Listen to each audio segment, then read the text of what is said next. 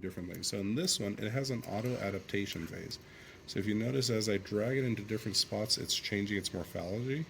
Yeah. That's because it's already set up for that. If I don't want adaptation, I can use a pre-used shell just like in Seric, and then just manually cut away from it. Different ways of doing the same kind of process. So I want to make it kind of nice and big so it actually fills in over the area. Rotate it just a little bit for fit. So I'm always trying to line up. So see, for me, old school tech, I want it to line up with my cusp. I want it to be in shape and proportion. I don't want it to be sunken in, because then the patient either has an inclusion where they get a lisp, or we have an open area where they actually bite down on it and ends up catching their tongue. Little things like that matter in our design. Hit next. It'll auto adapt to a basic form. Now, I don't like this design. I'm going to go back. I'm going to change my library. I'm going to go with something a little bit more like this. That looks better, but not as nice.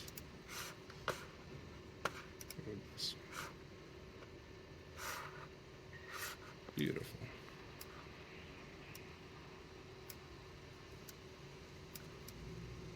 Okay. Next. Looks good. Alright, so now let's look at our antagonist. So I want to change my custom positions a little bit, or have a little bit more occlusion. I can actually, just like with Seric, do different manipulations. So I want to use the entire tooth. I can bring it in tight and then cut away from it. I can customize my cusping. Oh, that's nice. So you have a lot of control with how your setup is. We can also cut our bite into it. Check our contact. For me, that's a little light on the contact. So I'll turn this off, and I'm going to turn on my contacts so I can see how strong it is, and then I can just add. Now, this is just like Seric add, where it's going to bulk it out, what you see right there. Now, for me in Seric, I want nice parallel, like box type things. If I spend all my time smoothing and polishing it, I'm still going to have like a bulge. It's still going to be kind of curved outward. Now, the cool thing about Seric is, Exocad, is I have a flattening tool, meaning I can actually flatten it without losing the curve. So if I focus in right here, hold the shift key, and adjust my strength, I can actually flatten the surface so it just has that nice tight contact. There's no actual embrasure undercut to catch onto it. So it gives me a lot more control over what I'm doing. Same thing here. If I have worn teeth, I can flatten this area as well. Different levels of control. Cool. Okay. I'm going to smooth this out here just because I want a nice profile. Same thing right here.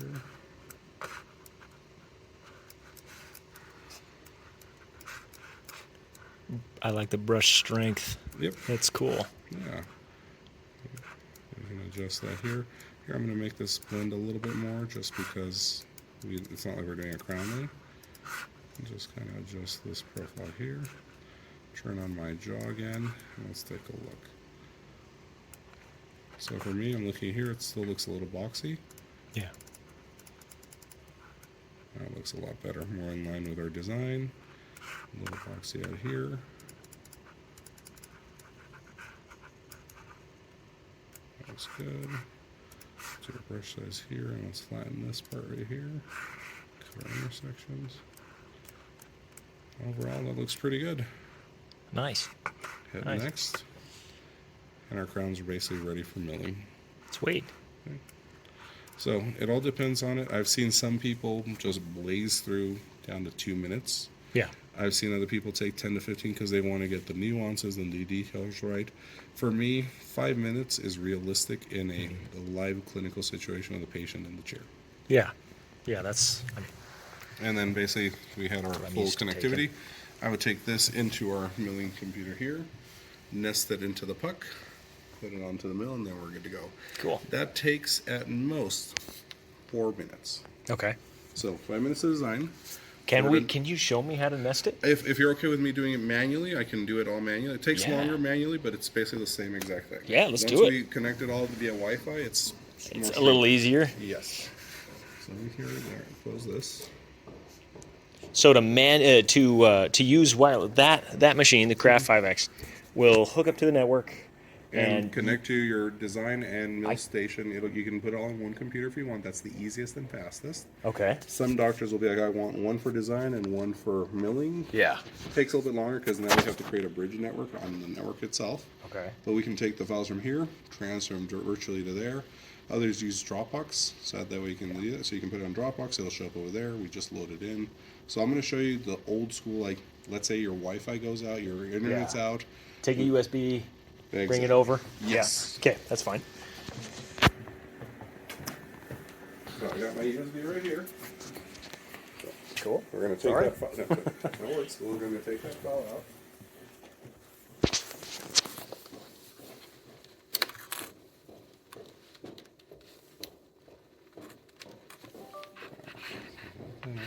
So now I'm just basically going to find that designs file, which is right here.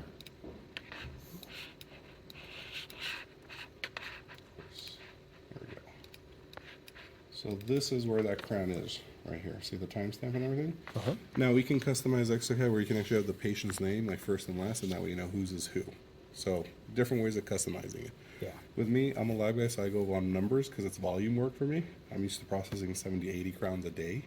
Yeah, whereas we like 3 or 4. And exactly. Okay. So then having it named is a lot easier. Yeah. So now what I'm going to do is I'm going to transfer this folder. I'm going to copy it over to my USB.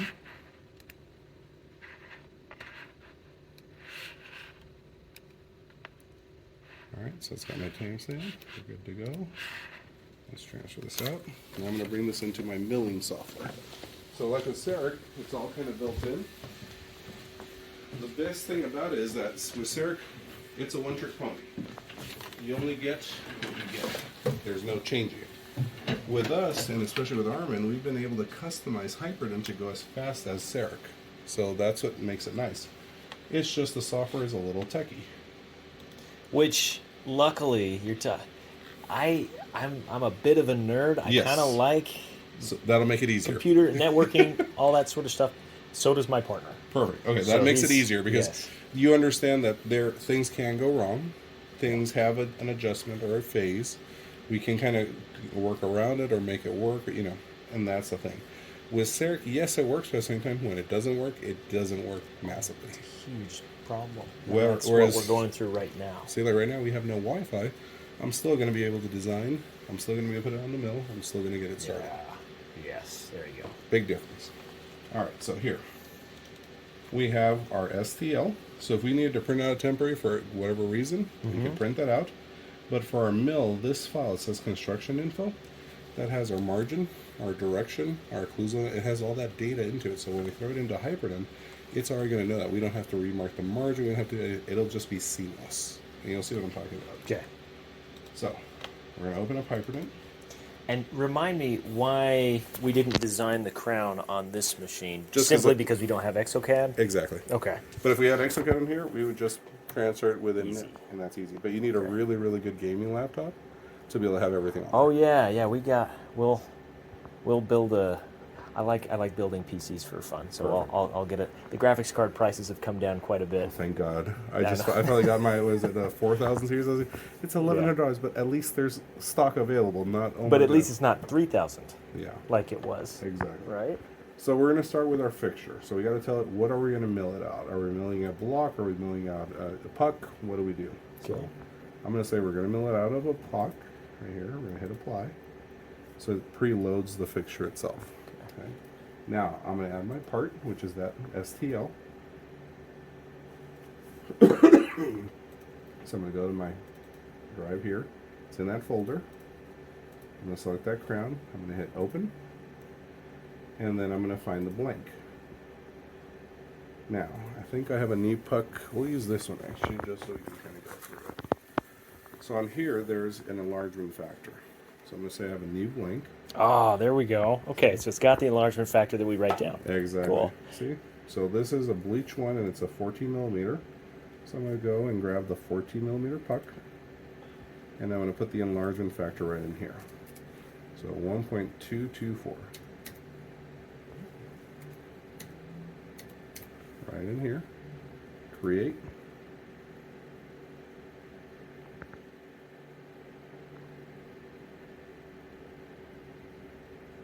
Now it's always going to want to put it in the center, but I don't want it in the center because I actually want to use my puck as efficiently as possible. Right. So I just usually put it here to the side. And I give myself a little gap because there's a wiggle room right in here. If I put it too close, my burr can hit the metal ring and break. Oh, If I put it too far, it's almost like a waste. Yeah. So for me, I always teach have it at least a millimeter away from the edge, and that way you're guaranteed that nothing's going to happen. Cool. You can use up everything in there. How many crowns do you get out of a puck usually? Molars about 18 on average. Okay. Anteriors 26 on average. Oh wow. If you do mix and match, sometimes it's higher, sometimes it's lower. Just depends Cool. on the weird setup kind of thing. So now, last thing is, see it's turning red saying, I need something from you. It needs the little support pegs. Gotta have the sprue. Yep. I just auto click, hit OK, and then I'm going to calculate. So this is going to generate the machine code for us to actually take it to the mill and pop that in. So while it's calculating, I'm going to get the mill set up for this.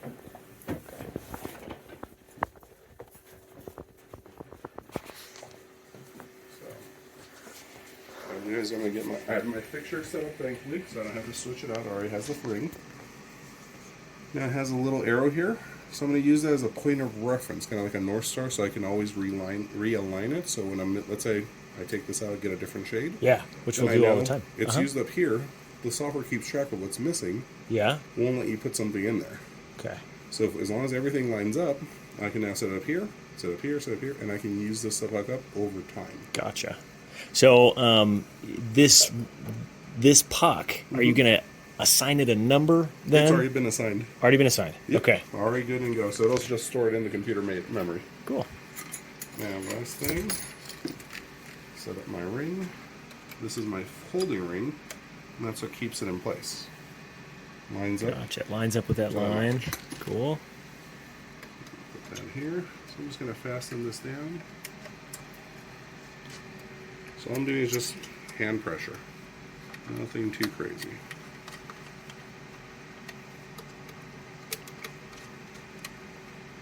Good. So this is basically ready to go. Last thing is, it is in dry mode. We mill zirconia dry. Yeah. We don't mill it wet. So this is pretty much ready to go. So as soon as we load that file, we can get it milling.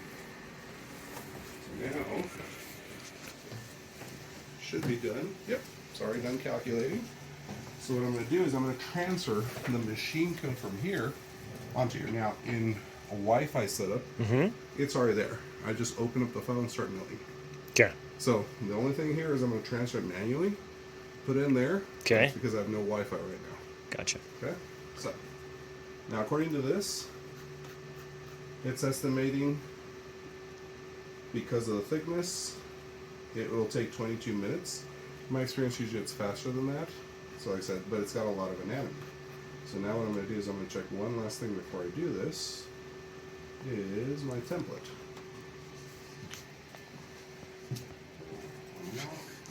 Yes.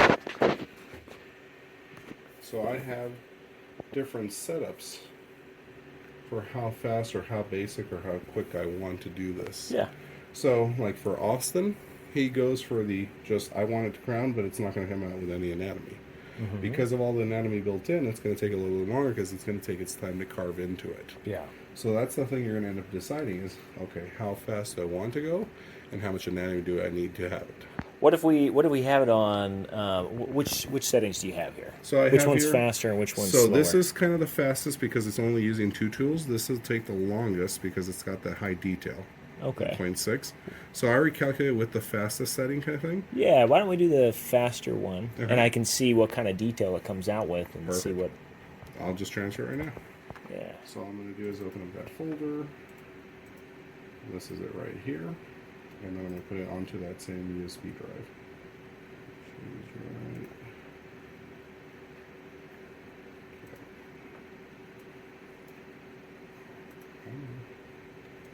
Drop it in here. And close that. So it's already in here.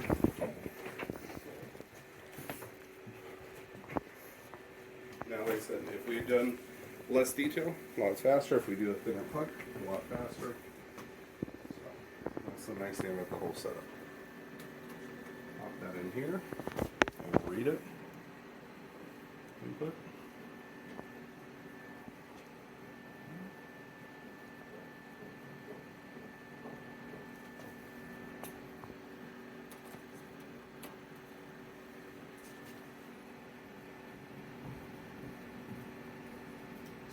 Yes. And no, his mail. Oh, okay. Do you want me to Just set it right there. Okay, I'm not recording. No, you're fine. It's okay. I am, but it's not important. Right. It's like, we're good, Ann. You ruined it. I know. There we go. Hit open. We're going to open up that folder. Run. That's it. Sweet.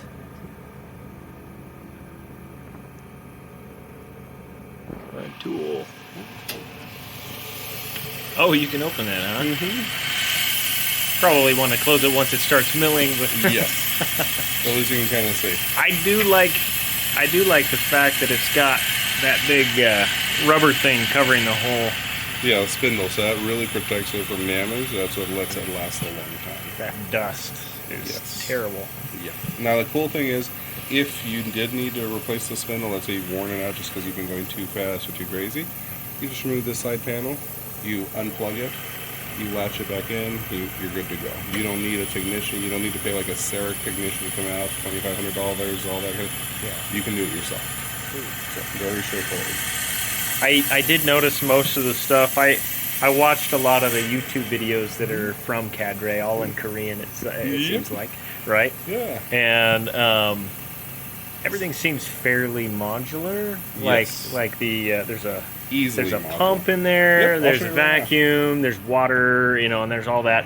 But if say the vacuum goes out, The vacuum. what kind of turnaround time would we have if we? needed to- Sean is in California, so he Yeah. usually keeps stock on parts.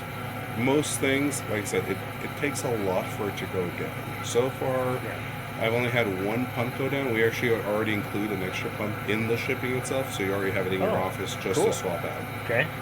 It's the hassle of just taking things out and kind of plugging back in, Yeah. but it's pretty straightforward. Everything is I saw how to do color-coded. that. Uh-huh. Everything is already pre-labeled, very straight and easy. But usually no more than a week. And like I said, the nice thing about the vacuum is that the bags, it's modular itself, so it's very hard for it to go break down. At worst case, I could send you one from our warehouse, and then Sean would just send me a replacement, and you're good to go. Okay. So that's why I like to encourage the extended warranty to be built into the pricing, because then you're kind of covered for 2 years. You don't have to think about it. You're pretty much good to go. How much is that extended warranty? It's $4,500. But like I said, the cost of the spindle by itself is about $4,000. So it makes it just easier just to go. So it has 1 year built in. So if you do the 2 year, it just gives you peace of mind for basically 3 years worth of work. Okay. So you get your money's worth out of it. How many units do you expect from a spindle? Honestly, we haven't even. Haven't even. The oldest machine we have in function right now has been going for 4 years straight. And it's actually in a laboratory. Right. So it's just going. It's just going all the time. It's just going all the time. Cool. So And see, we're doing a whole lot of zirconia, so we're not expecting to have. I mean, zirconia is the easiest so thing easy. to material, so it's going to take forever for it to really break down. And you see, this one is, like I said, it's been through the mill, like, work-wise. But with that's why you have the rigid vacuum. I recommend getting a little shop vac. Yeah. You can suck all the dust out, everything. You can give it a quick rinse. I use food-grade silicone is what I recommend to wash it down. Keeps it running nice and clean.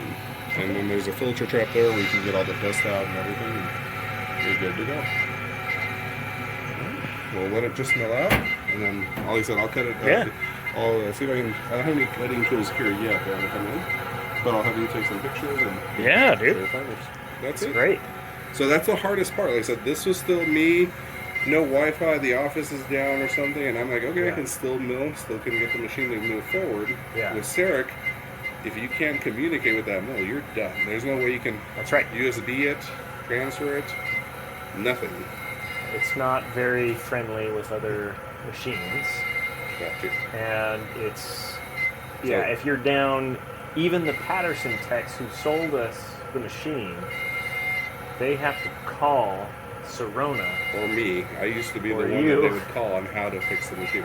So see, Exactly. like these two, I'm actually repairing them for Catter. We're going to sell them. Oh, Because I nice. There actually you know go. how to fix the units. I had a 1.8 of those mills myself. Oh, really? Oh yeah. So that's it. Well, Let me